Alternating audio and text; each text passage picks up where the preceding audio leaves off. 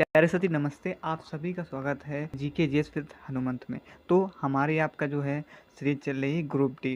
ठीक है, तो हमने भी बीच में आपका एनटीपीसी के लिए स्टार्ट की थी, लेकिन कुछ कारणों की वजह से जो है वो नहीं हुई। ठीक है, तो उसके लिए माफ़ी चाहेंगे। अब आपका ग्रुप डी के लिए है, तो हम यहाँ पर आपका जो है प्रीवियस ईयर क्वेश्चन किसके आपका सबसे पहले हम स्टार्ट करेंगे आपका जीएस के लिए। जीएस का मतलब जनरल साइंस। तो जनरल साइंस में सबसे पहले हम लेंगे बायो को। ठीक है, तो यहाँ से स्टार्ट करेंगे और पूरी कोशिश करेंगे आपकी बार आपका जो ये पूरा चलेगा। ठीक है, बायो से स्टार्ट करेंगे, बायो के बाद आपका हम फिजिक्स ले सकते हैं या फिर केमिस्ट्री। तो पहले हम फिजिक्स या केमिस्ट्री इन दोनों में से पहले, लेकिन सबसे पहले हम बात करेंगे बायो की, फिर उसके बाद ये आपका फिजिक्स होगा या आपका केमिस्ट्री। इन दोनों में से कोई एक को लेंगे। ठीक, सबसे पहले हम किसकी बायो की बात करेंगे, तो ये आपका जो है हम स्टार्ट करने वाले हैं। ठीक है, और तो ग्रुप डी का, और आपको सब सारी चीज़ें कंफर्म हो गई हैं कि इसके जो एग्ज़ाम है वो कब से हैं, 17 नवंबर से कंफर्म। अब आप कोई भी किसी भी चीज़ के बहकावे में नहीं आइएगा। आपका जो एग्ज़ाम है वो 17 नवंबर से ही कंफर्म है। 17 नवंबर से लास्ट दिसंबर तक जो है वो पेपर चलेंगे। ठीक है, लास्ट दिसंबर तक से ये सारी चीज़ें कंफर्म हो गई। तो अब इस बिल्कुल भी अब आप ध्यान से बिल्कुल पढ़िएगा। 2 महीने तो 2 महीने पूरा आप जितना भी आपका मतलब है सब पूरा अच्छे तरीके से पहले सबसे पहले पूरा कोर्स समझिएगा, फिर उसके अकॉर्डिंग पढ़िएगा। चलिए हम आपको उसी अकॉर्डिंग आपको पैटर्न पूरा पहले समझा देते हैं, फिर उसके बाद अपनी बायो क्लास को जो है थोड़ा सा पहला दिन है तो स्टार्ट कर देते हैं। तो आप जिस चीज़ की तैयारी कर रहे हो उसके बारे में सब पता होना चाहिए कि क्या कैसा क्या आना है, और उस हिसाब से, क्योंकि अब जो ये समय है वो किसका है, आपका हार्ड वर्क करने का नहीं है लेकिन स्मार्ट वर्क करने का समय। ठीक, सारी बातें क्लियर हो गई। अब चलिए आगे आते हैं, तो एग्जाम पैटर्न की बात कर लेते हैं। तो आपको पता है कि इसमें आपके 4 सब्जेक्ट होते हैं। एक आपका जीएस, इसकी बात कर ले हम जनरल साइंस, जहाँ पर आपका फिजिक्स केमिस्ट्री बायो आती है, मैथ हो गए। ठीक है, तो जीएस जो है वो आपकी मैथ हो गई, फिर रीजनिंग हो गई, फिर उसके बाद आपका जनरल अवेयर्स। जनरल अवेयर्स यहाँ पर आपके 6 सब्जेक्ट आते हैं। 6 सब्जेक्ट कौन कौन से हैं, तो एक आपका हो गया हिस्ट्री। ठीक है, हिस्ट्री और जियोग्राफी हो गया, और उसके बाद आपका हिस्ट्री हो गया, जियोग्राफी हो गया, पॉलिटी हो गया। ठीक है, इसी में आपका करंट अफेयर्स हो गया, इसी में करंट अफेयर्स हो गया, और उसके बाद आपका history, geography, polity, current affairs, economics भी इसी में आ जाता है, और स्टैटिक जीके। ठीक, हम बोल दे रहे हैं, इतना अच्छे से हम लिख नहीं पा रहे, लेकिन हम आपको चीज़ें बोल दे रहे हैं तो आप लोग समझ लीजिएगा। स्टैटिक जी, ये सारी चीज़ें जो हैं, अब यहाँ पर आपका देखो, आप देख पा रहे होंगे कि देखो इसके लिए सिर्फ आपको कितना है, ये देखो ये।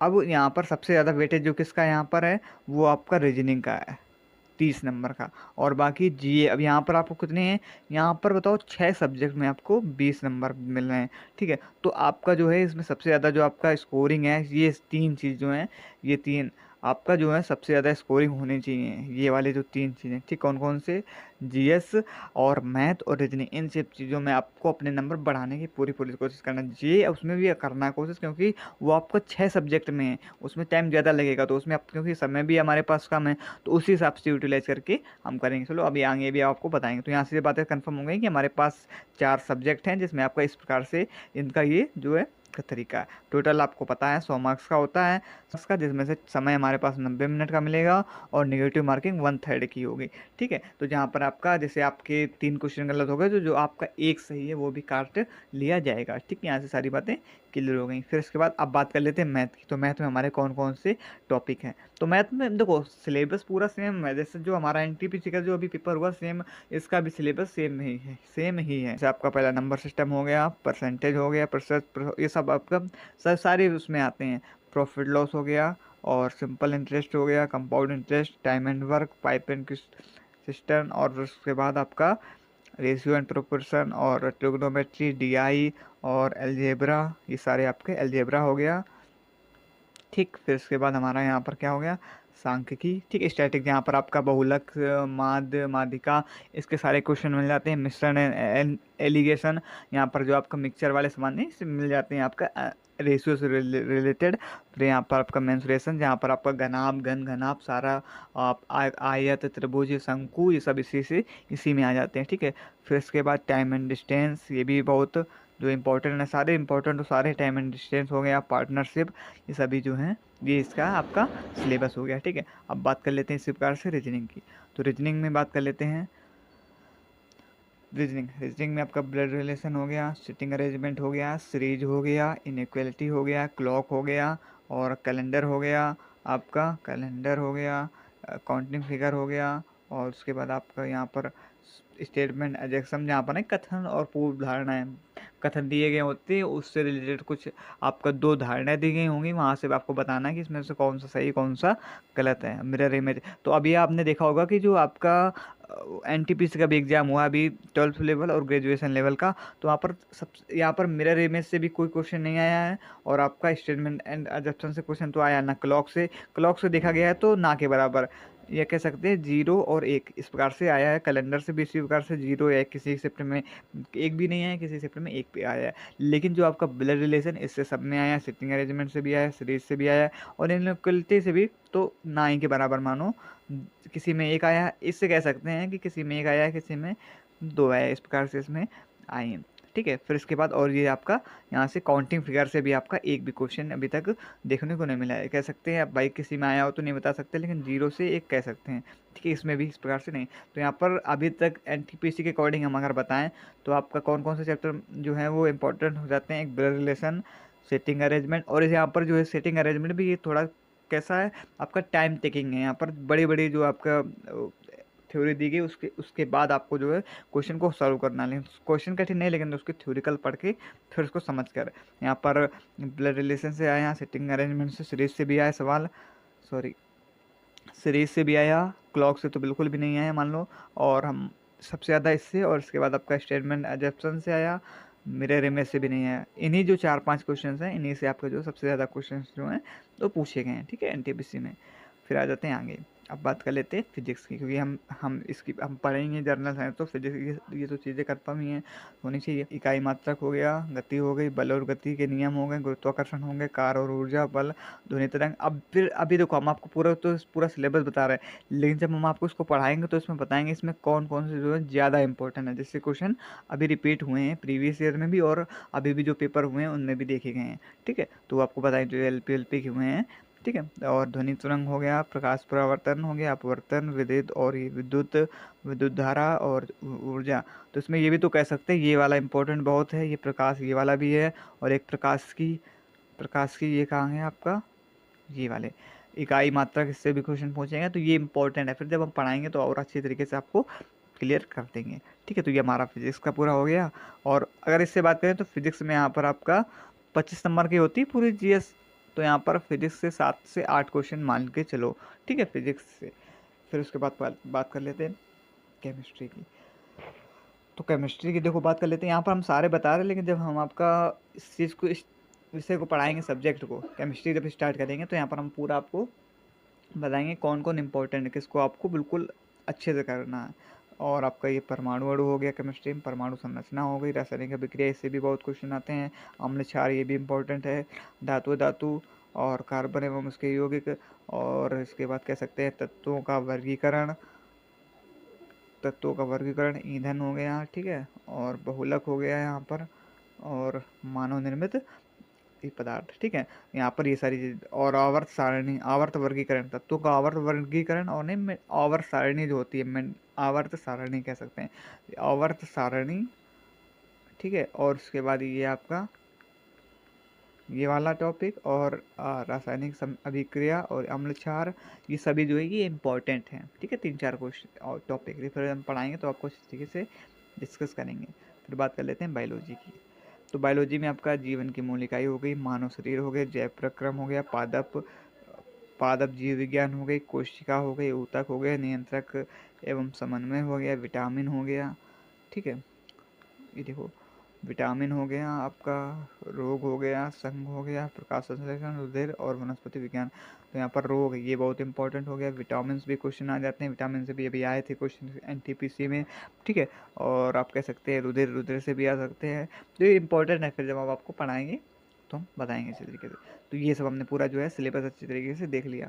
चलिए देख लेते हैं मेजर ब्रांच ऑफ बायोलॉजी। ठीक है, तो इसमें देख लीजिए, तो हमने क्या बताया था आपको भी, सवालों का अध्ययन क्या कहलाता है। यहाँ पर सवालों का अध्ययन आपका फाइकोलॉजी कहलाता है। ठीक है, पेशी का अध्ययन की बात की जाए तो ये हमारा मायोलॉजी कहलाता है। ठीक है, हड्डियों का अध्ययन तो आपका ऑस्टियोलॉजी कहलाता है। आँखों का अध्ययन जो है वो ऑप्थोमोलॉजी कहलाता है।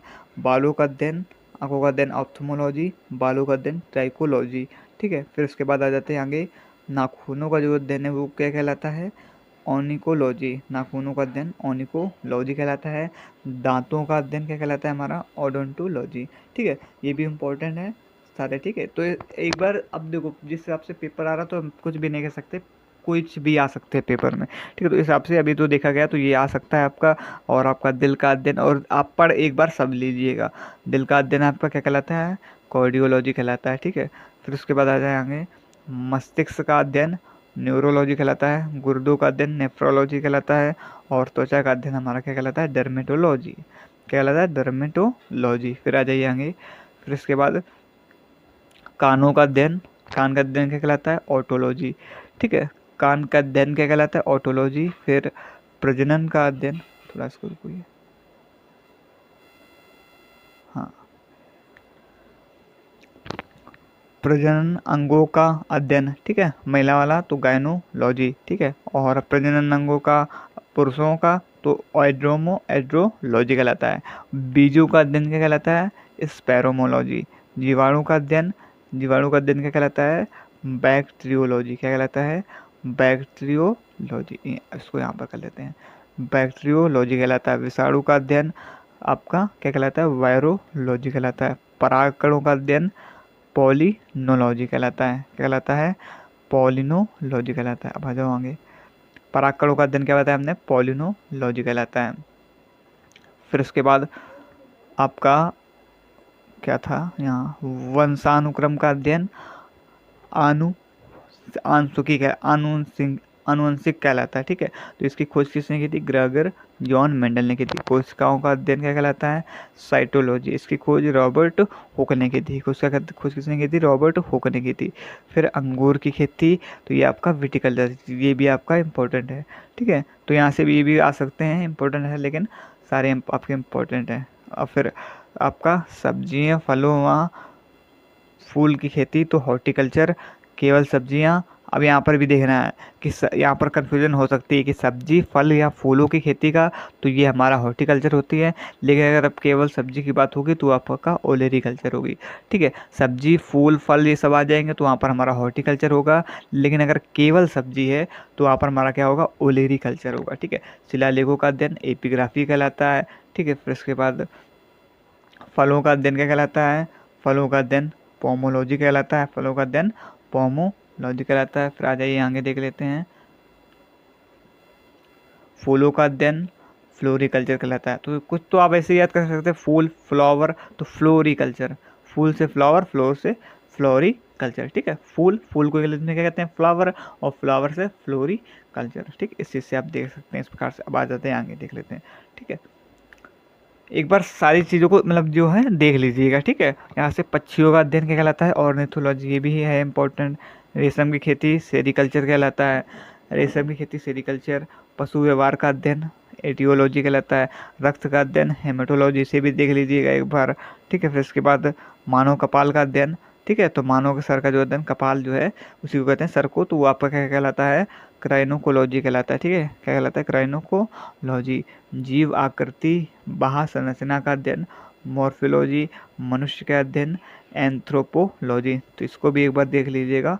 मनुष्य का अध्ययन क्या कहलाता है, एंथ्रोपोलॉजी। ठीक है, निषेचन, विकास, विभाजन और विभिन्नताओं का अध्ययन क्या कहलाता है, भ्रूण विज्ञान। क्या कहलाता है, भ्रूण विज्ञान। पौधों में बीमारियों का अध्ययन फाइटोपैथोलॉजी क्या कहलाता है, पौधों में बीमारियों का अध्ययन फाइटोपैथोलॉजी। जीवित चीज़ों पर मृदा के प्रभाव का अध्ययन क्या कहलाता है, एडेपोलॉजी। क्या कहलाता है, एडेपोलॉजी। फिर इसके बाद आगे देख लीजिएगा, शरीर विज्ञान व पुरुष के विशिष्ट रोगों का अध्ययन एंड्रोलॉजी। ठीक है, यकृत उपचार का अध्ययन हिपेटोलॉजी। वर्गीकरण व जैव विविधता का अध्ययन टैक्सोनोमोलॉजी। ठीक है, जहर का अध्ययन आपका टॉक्सिकोलॉजी। अब देखो जहर, टॉक्सिक नहीं, टॉक्सिकोलॉजी। ठीक है, तो यहाँ से आप बना सकते हैं टॉक्सिकोलॉजी। ठीक है, जहर का अध्ययन क्या कहलाता है हमारा, टॉक्सिकोलॉजी। आ जाते हैं आगे। फिर आपका अब पादपों का अध्ययन आपका फाइटोलॉजी। ठीक है, पादपों का अध्ययन क्या कहलाता है, फाइटोलॉजी, ये भी कह सकते हैं आपका इंपॉर्टेंट है, फाइटोलॉजी। जीवाश्म का अध्ययन प्लेंटोलॉजी, इसको भी इम्पोर्टेंट है, ये आ सकता है। कैंसर या ट्यूमर का अध्ययन ऑन्कोलॉजी। ठीक है, ये भी इम्पोर्टेंट है, कैंसर या ट्यूमर का अध्ययन ऑन्कोलॉजी। देखो यहाँ पर आ गया, कवक का अध्ययन हमने बताया था माइकोलॉजी, ठीक है। वहाँ पर हम क्या पढ़ गया थे शैवाल का अध्ययन, तो वो क्या होता है फाइकोलॉजी, और ये कवक का अध्ययन माइकोलॉजी। तो ये दोनों सेम है, तो यहाँ पर कन्फ्यूजन हो जाती है, तो इसको ध्यान से देखना है, ठीक है। कि जो कवक है वहाँ पर हमारा माइकोलॉजी होगा, और जो आपका शैवाल है वहाँ पर क्या होता है वो फाइकोलॉजी, ठीक है, ध्यान रखिएगा। फिर अब आ जाते हैं जानवरों व उनके पर्यावरण का अध्ययन इकोलॉजी, तो ये भी इंपॉर्टेंट हो जाता है, इसको ध्यान से देखिएगा। जानवर व उनके पर्यावरण का अध्ययन इकोलॉजी। पृथ्वी से परे जीवन की संभावनाओं का अध्ययन एक्सोबोयोलॉजी। हम आपको सब मतलब जितने भी हैं आपको एक बार पढ़ा दे रहे हैं, ठीक है। तो आपको एक एक बार देख लीजिएगा कि अगर कोई भी मतलब वैसे आ जाएँ तो आप उन्हें समझ सकें, उसका नाम ऑप्शन के थ्रू समझ सकें, ठीक है, इसलिए आपको सारे बता दे रहे हैं। तो कहाँ थे हम, पृथ्वी से परे जीवन की संभावनाओं का अध्ययन क्या कहलाता है, एक्सोबोयोलॉजी कहलाता है। लिखित दस्तावेज मानव संस्कृति का चित्रण क्या कहलाता है, निर्वंश विज्ञान कहलाता है। क्या कहलाता है, निर्वंश विज्ञान, इथनोग्राफी, ठीक है, क्या कहलाता है, इथनोग्राफी। फिर छिपकली का अध्ययन सोरोलॉजी, छिपकली का अध्ययन क्या कहलाता है, सोरोलॉजी। सरीसृप का अध्ययन हर्पिटोलॉजी, सरीसृप का अध्ययन क्या कहलाता है, हर्पिटोलॉजी। बंदर वनमानुष व्यवहार या का अध्ययन क्या कहलाता है, प्राइमेटोलॉजी, प्राइमेटोलॉजी। मकड़ी का अध्ययन क्या कहलाता है, ऑर्निकोलॉजी, ठीक है, मकड़ी का अध्ययन ऑर्निकोलॉजी। ऊतकों का अध्ययन हिस्टोलॉजी, ठीक है। सपनों का अध्ययन क्या कहलाता है, वरिनोलॉजी, क्या कहलाता है, वरिनोलॉजी। मछली पालन पीसीकल्चर, ठीक है, मछली पालन क्या होता है, ये इसको भी ध्यान से देखना है। मछली पालन पीसीकल्चर, और मछली का अध्ययन इथेलॉजी, ठीक है, यहाँ ध्यान से देखना है। मछली पालन जो है वो हमारा पीसीकल्चर है, और मछली का जो अध्ययन है वो क्या है, इथोलॉजी है, ठीक है। क्लियर हो गया ना। फिर उसके बाद आपका दो और आ जाते हैं यहाँ पर, एक ये मधुमक्खी पालन तो एपीकल्चर, और आपका घास का अध्ययन एग्रोस्टोलॉजी। तो ये सारे जो हमने क्या है ब्रांचेस ऑफ बायोलॉजी, इसको हमने आज देख लिया है, ठीक है। यहाँ पे आप जो हमने सारे करा दिए हैं, यहाँ से अब बाहर तो कुछ कोई सीमा है नहीं इसकी, वैसे हमने अपने हिसाब से सारे करा दिए हैं ब्रांचेस ऑफ बायोलॉजी के, ठीक है। तो इन्हें आप एक बार अच्छे तरीके से देख लीजिएगा, ब्रांचेस ऑफ बायोलॉजी एक बार आप अच्छे तरीके से इन सबको देख लीजिएगा तो सब कंफर्म हो जाएंगे मतलब, ठीक है। और आपको काफ़ी सारे तो इससे बनते ही हैं और आपको काफ़ी याद होंगे, ठीक है, तो उससे आप इस चीज़ को समझ सकते हैं। तो ब्रांचेस ऑफ बायोलॉजी हमने अच्छे तरीके से देख लिया है। तो कल हम आपका चैप्टर 1 जो है स्टार्ट करेंगे। आपका कोई भी हो सकता है, आप पाचन तंत्र ले सकते हैं, ठीक है, या फिर देखेंगे जो मतलब ठीक ठाक यहाँ से क्वेश्चन बड़े बढ़िया हैं तो उस चैप्टर को हम सबसे पहले उठाएंगे और उसको उसके पीवाईक्यू को उठाएंगे। फिर वहीं पर आपका जो है थ्योरी थोड़ी बहुत जो है वो समझा देंगे, ठीक है। चलिए आज के लिए इतना ही, तो कल बायो से पहले चैप्टर से मिलते हैं। धन्यवाद, जय हिंद।